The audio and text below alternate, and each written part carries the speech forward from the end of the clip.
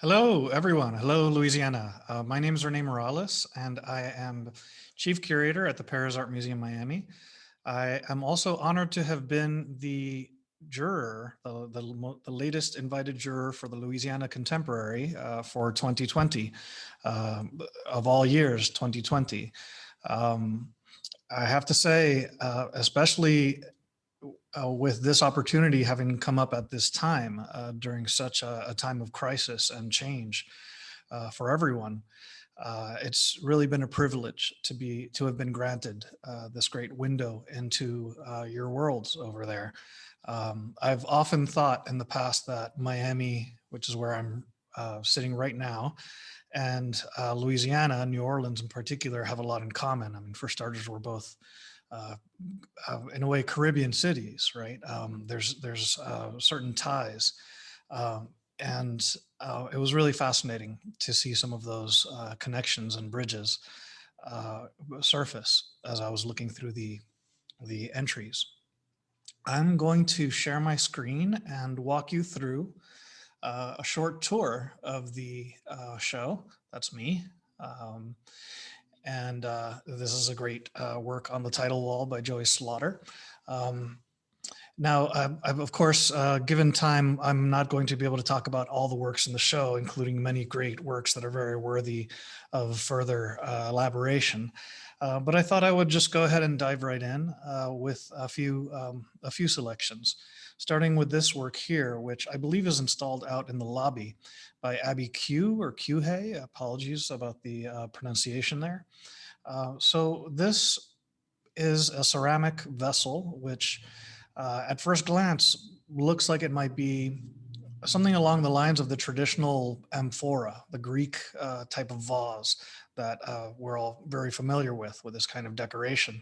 But when you take a closer look, you notice that it's not ancient at all. It's actually very contemporary and very local, right? In the sense that it depicts this kind of trawling fishing ship, the kind you might see floating down the Mississippi River. Now, I think a big clue as to where the artist is coming from is in the title, bycatch. I had to look it up. It means when a fisherman catches all sorts of other fish species besides the ones that they're looking for, and these other species need to be discarded, thrown away, wasted in a sense.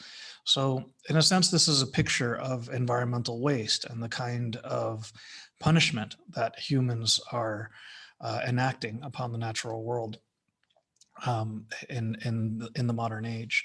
At the same time, I think it's really quite an appealing object with these narwhals kind of fantastically making an appearance in the waters here. So going right into the first room, you'll notice that there are several works that are either fully abstract or semi-abstract.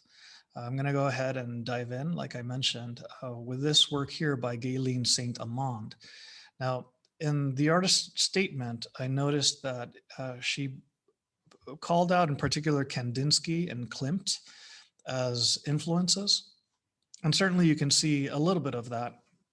You can see sort of shades of that kind of art history in a work like this. But at the same time, it very much recalls African traditional tribal textile art, right? And particularly in the use of the cowrie shells that you see up here and along here and sort of throughout, I think has a really, just a really evocative level to it, in the sense that, you know, cowrie shells have this very rich material culture history in many cultures, mainly aquatic cultures throughout the world. It's used as a kind of currency, or it was used as a kind of currency before colonial times. And particularly in African and African diasporic cultures, like Afro-Brazilian, Afro-Cuban, and Haitian Vodun contexts, they have ritual purposes.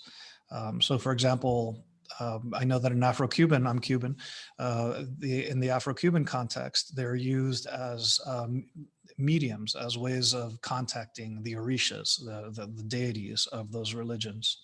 Now, whether the artist meant this work to be interpreted in that particular way that literally I don't know, but regardless, the shells do add this really interesting air of mystery and mysticism and spirituality.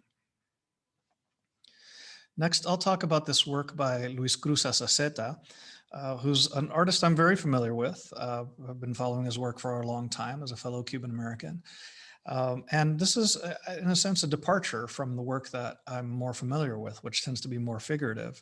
Here, he's gone very abstract. At the same time, it does feel like there is a subject here, just in the sense of the kind of the sense of agitation and anxiety that one picks up just from the image, and certainly the image combined with the crisis, with the title "Crisis 3." Really gives you a sense of how this work, as abstract as it is, resonates with our current very anxious times. Here's just an installation shot, which I think the Ogden did a great job working with me on the installation. The works here all have in common this kind of fragmented, abstract composition. Or semi-abstract. If we talk about this work by Crowley, for example, I don't have a lot to say about this work. I think it's the kind of work that really speaks very directly. But at the same time, I'll just mention it really seems to sum up that kind of spirit of unity and the reconciliation that we're also so badly in need of at this time. Moving along to this installation by Jordan Hess, we find a series of small sculptures, really, which are keychain-like objects made out of materials that the artist found along the banks of the Mississippi. I believe he lives in Baton Rouge, if I remember correctly. The artist draws a connection between these kinds of objects and the kinds of trinkets or mementos that were produced for the pilgrimage trade. So as pilgrims would make their ways along their journeys to visit holy sites, they would take away objects which eventually came to be thought of as having supernatural powers like healing potential or protection from evil. So in a sense, they serve as talismans. This is really a talisman work, I think.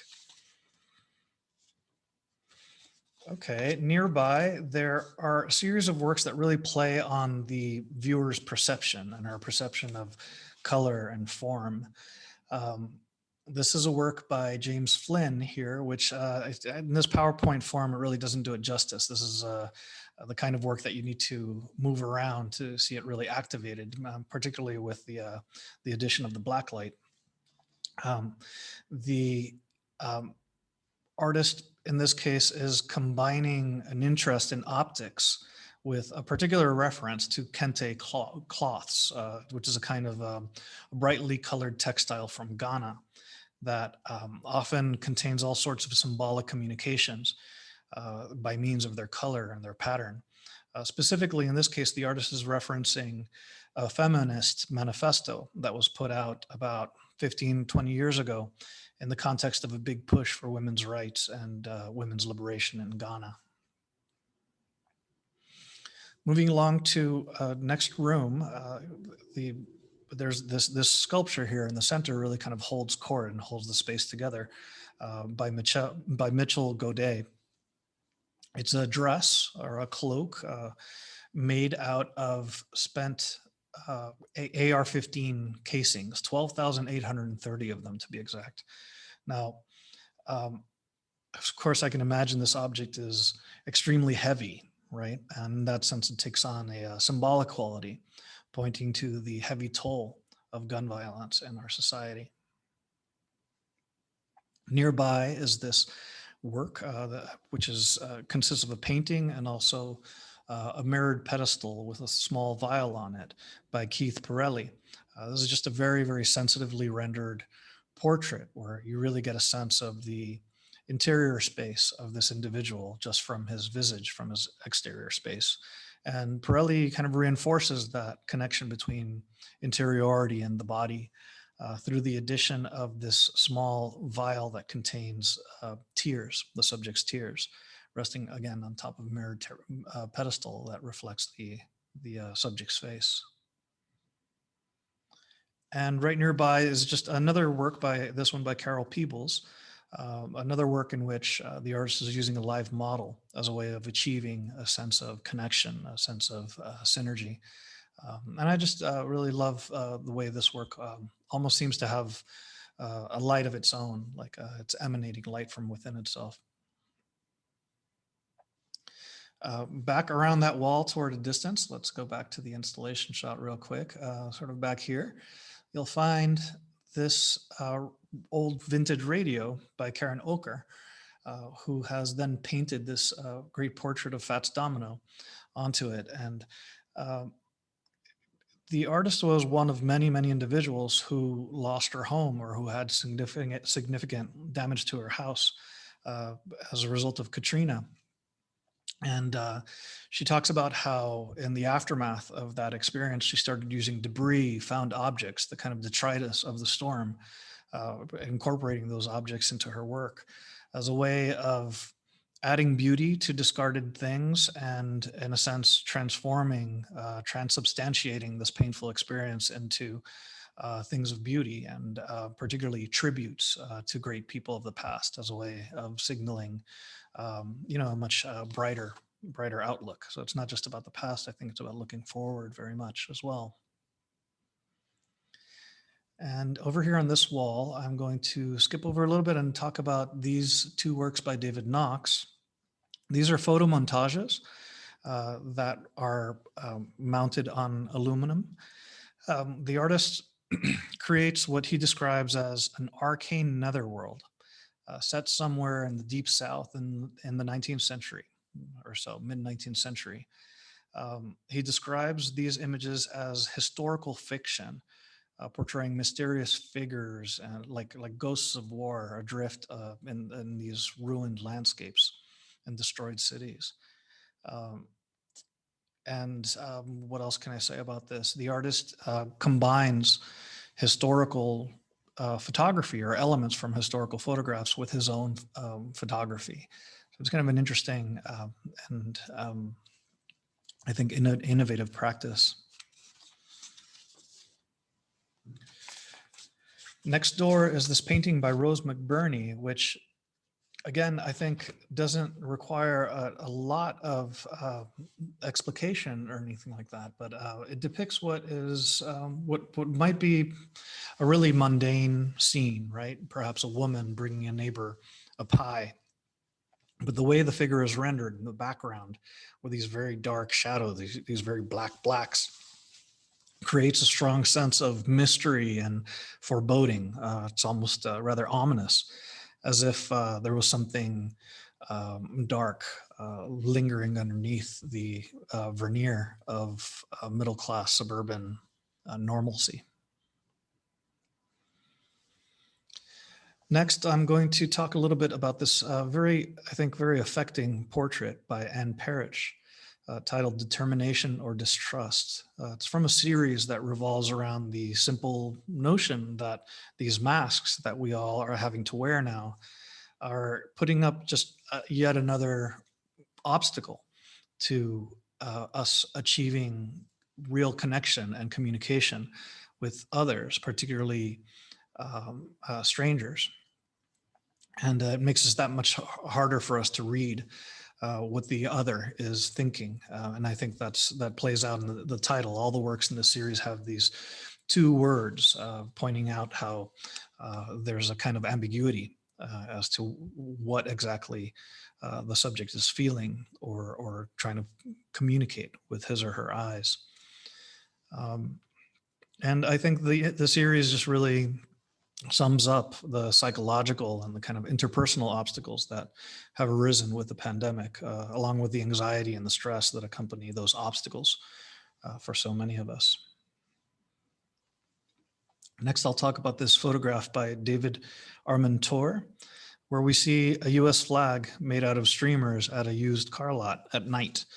And here again, the darkness, the tone, the kind of visual environment of this nocturnal portrait of a flag has a way of evoking the dark clouds that have arisen around our national life, our national identity during this incredibly fraught and unbelievably divisive time for our country. And I want to end with this photograph by Mike Hartnett, which of course depicts a pregnant woman's stomach with the letters BLM written on it. And to me, this image just really captures so much of the spirit for the movement for Black Lives that we saw come up in the summer, early fall, and continuing in many ways throughout the country.